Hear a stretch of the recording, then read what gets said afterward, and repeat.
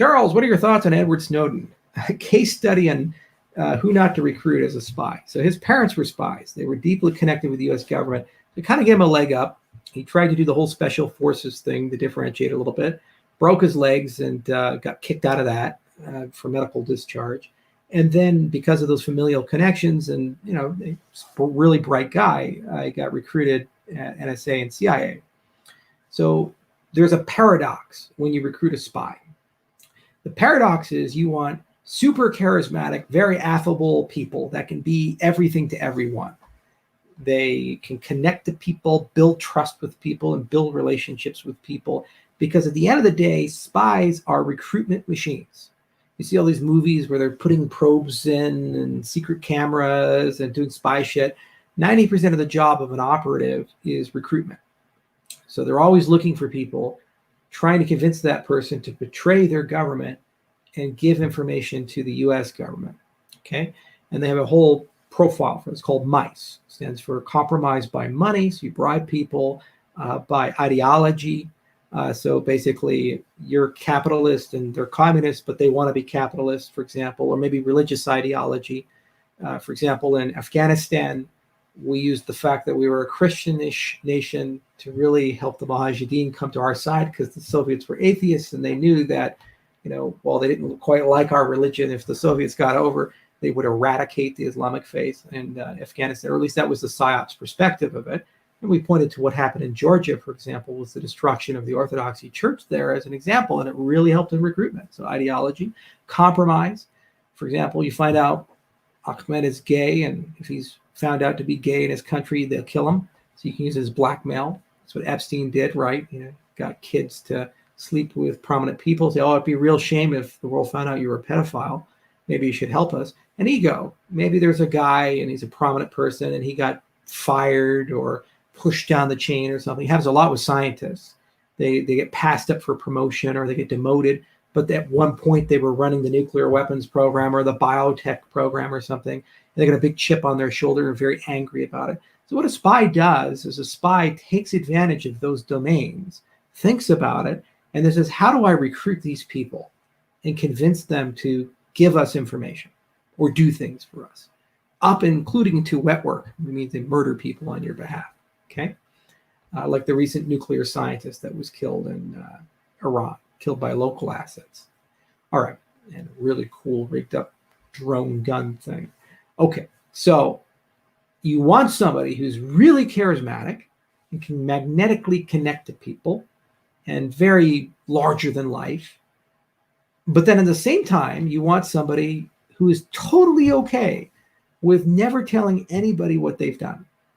They could hack into the FSB headquarters and find out all the secret agents working for Russia and every Russian operation, the greatest intelligence gain in the history of the CIA.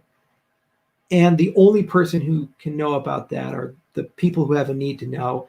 And they go home to their wife or their husband and just pretend like nothing happened. How was your day? It was a good day. Anything interesting? Lunch was pretty good. So the problem with Snowden was that he was really good on the first part. He's a very charismatic guy. And he has kind of the family heritage, and so they kind of welcomed him in. But Snowden failed on the second part. He wants people to know he's a great guy. He has ego, huge ego.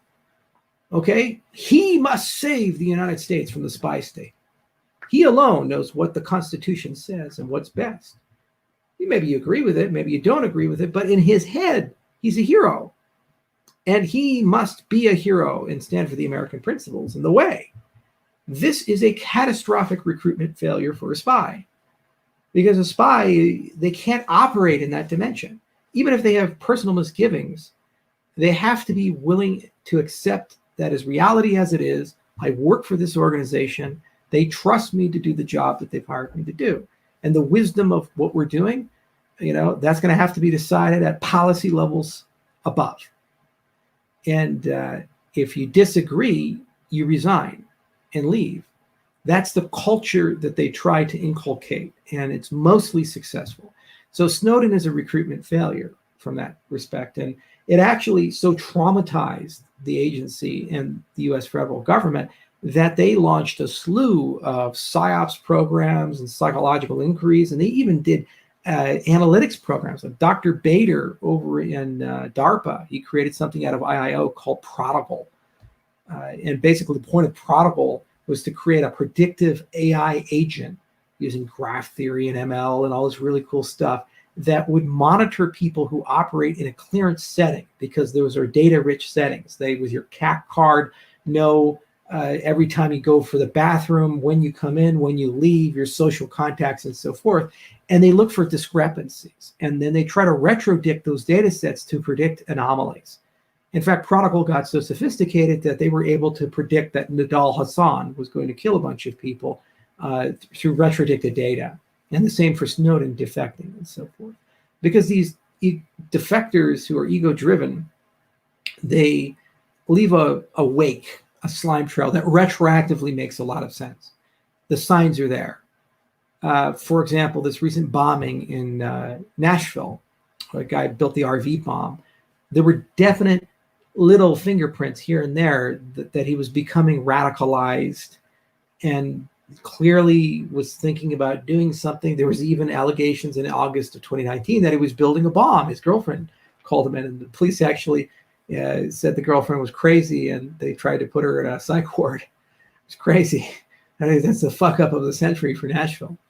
But, he was talking about 5G conspiracy theories and the lizard people conspiracy and that's mostly harmless for most people. But then combine it that he's like Google searching ammonium nitrate and, these other types of things. And so the point of Prodigal is to say it will be that aggregator to a point where it can proactively, predictively depict these things. The government doesn't build stuff like that because they're completely happy with the people that work for them. They build stuff like that as a response to a trauma in the organization. Counterintelligence, having spies turn on you and become double agents, is super traumatizing to the morale and culture of the organization. It damages them in so much of a way because each and every person in that organization feels the betrayal. They're all looked upon with suspicion. They're all looked upon with admonishment, and it diminishes the job. The other thing is that, you can only tell about the existence of the capability, but you can't talk about how the capability was actually used. So, okay, we're alerted to PRISM. Was PRISM used in ways that were actually beneficial to the world? Maybe, maybe not. But you, as the organization, can't talk about that. So you get the allegation and the attack, but you can't defend.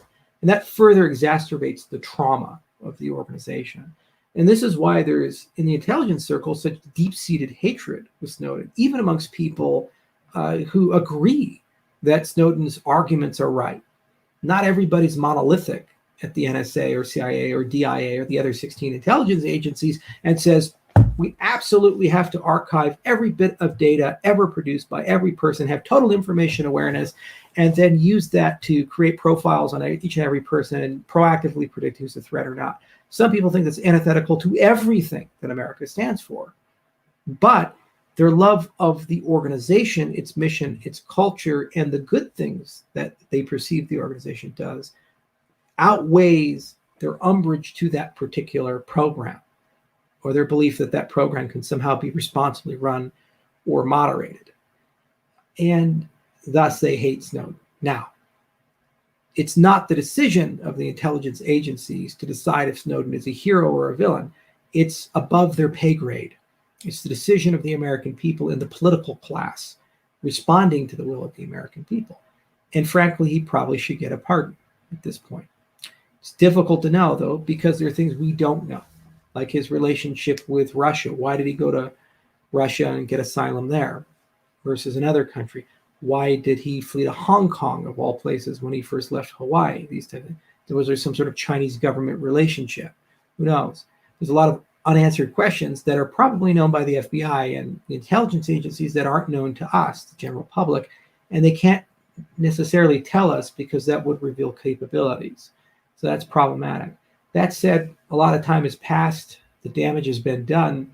Commutation or pardon probably would make sense. And it's one of those things where we have to do things differently. as a society. It's already done differently in the clearance setting. There's enormously more scrutiny put on people who hold security clearances and patterns of behavior. There's a lot more caution and care with the handling of classified information than there was even just 7 years ago as a direct result of Edward Snowden. And it certainly has had a huge impact on the world as a whole, on the intelligence world as a whole. You know, all this said, spies are not good people. They're not bad people, but they're certainly not good people. They lie for a living. They kill people for a living. They manipulate people for a living. They do all kinds of horrible things. A lot of this anti-vax propaganda, for example, is funded by Russia. Why? And China. Because they know if they can convince 30 to 40% of the US population to be vehemently anti-vaccine and not take the vaccine, it will exacerbate the lockdowns in the United States and make them last another 3 to 6 months, if not longer. That will cause catastrophic economic damage to the United States. So if you're the leader of China and you look at how do we hurt the US or diminish its geopolitical role, if somebody comes to you and says, give me $20 million and I will run a PSYOPs campaign with hackers and bots to convince people that Bill Gates is depopulating the world and these vaccines carry sterilization or quantum dots or whatever in them. And if I can do that and get 40% of the US population to agree to it, and they have vaccine hesitancy, this will cause 500,000 more deaths and it will cause 6 more months of lockdown. Would you take that deal if you know that the economic losses in the US would be your gain? Of course. Now, what kind of a fucked up person is gleeful about that type of conduct and behavior? Murdering people and PSYOPs campaigns that damage things that cause chicanery and havoc and chaos. Not a normal person. And so maybe they do it because they have a profound nationalistic view that what they're doing is great for the nation. Maybe they do it because they can divorce the challenge of the task from the morality of the task. But one thing's clear, once someone has entered the spy class, they should never be trusted again in society. You know, outside of just executing the spy stuff, they've crossed a moral threshold where the ends justify the means. So they should rise no higher than the darkness that they've lived in, unless they find some redemption and all of that, because the ends do not justify the means. I've never believed that, and I've never believed that it's a good idea to give people an unlimited license to do things in the darkness for the greater good that harms so many people, especially when the people who decide the greater good are people who are not invested in the greater good of society. They're only invested in their own greater good. And we've seen how our political class has failed us. So Snowden's a fascinating case. It's a fascinating case of organizational psychology. It's a fascinating case of reaction and so forth. It's a fascinating case of a recruitment failure where they clearly got the first part right, but the second part wasn't there. It's a fascinating case of a political problem of, how do you forgive and accept and allow society to grow, but at the same time don't destroy or demoralize institutions you rely upon to do things. And it's a fascinating case of the inner workings of organizations that we normally don't get to think about and see. So lot to parse there, and really complicated guy. I think the first time I've ever talked about it in detail, but that's the point of these AMAs, is you guys get to hear my thoughts.